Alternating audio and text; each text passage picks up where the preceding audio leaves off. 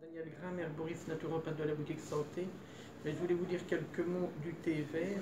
Donc le thé vert qui est très connu, qui est bien mieux que le café parce qu'il y a plus d'antioxydants, il n'y a pas d'acide. Le café, il y a quand même de l'acide, il y a de l'acrylamide dans le café. Donc on conseille en général le thé vert. Et vous voyez, il y a une grande variété de thé vert.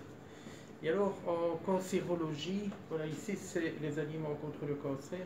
Ils ont analysé tous les thés verts. Hein.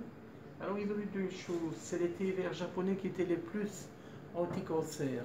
Ouais, notamment, il y avait le sencha, qu'on voit ici, et le sencha qu'on trouve en infusette. Et il y avait un thé vert qui s'appelle Kyokuro, qui est celui-là, qui est un peu la Rolls-Royce des thés verts, qui a un goût extraordinaire. Et alors, ils avaient vu qu'il fallait que le thé vert soit infusé au moins 10 minutes pour retirer le principe actif, l'épigalo-catéchine-galate, qui est le principe actif du thé vert. Et que si on fait une infusion que de 5 minutes avec un thé vert qui n'est pas de qualité, on n'a aucun principe actif. Alors il y a peut-être une différence aussi. Ils n'avaient pas analysé les thés verts chinois qui sont de cette gamme-là, qui sont de la gamme thé de la pagode. Parce que les thés verts de la pagode, ils prennent les bourgeons, la première feuille et la deuxième feuille. Donc c'est des thés verts particuliers. Voilà, il y a le shincha, ici qui est un thé vert qui a beaucoup d'antioxydants. Donc le thé vert de la pagode, c'est peut-être un peu une exception. Donc il faut consommer du thé vert. Ici voilà un livre qui a été écrit sur toutes les études. On voit que le thé vert combat les caries, par exemple, que le thé vert est anticholestérol, que le thé vert va augmenter notre concentration, que grâce aux antioxydants, il est bénéfique au niveau cardiaque.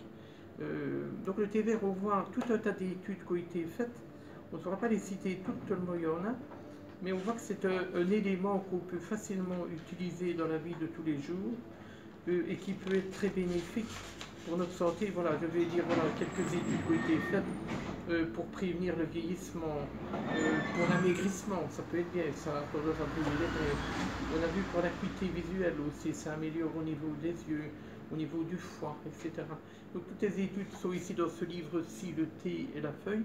Donc moi je dirais c'est un élément à consommer régulièrement, tous les jours. Alors il existe des petites infusettes en coton qu'on peut faire soi-même. Voilà, donc le sencha, thé merveilleusement bon. Celui-ci, voilà, c'est, on le montre. Voilà le Kyoko. C'est un thé vert qui est extraordinairement bon.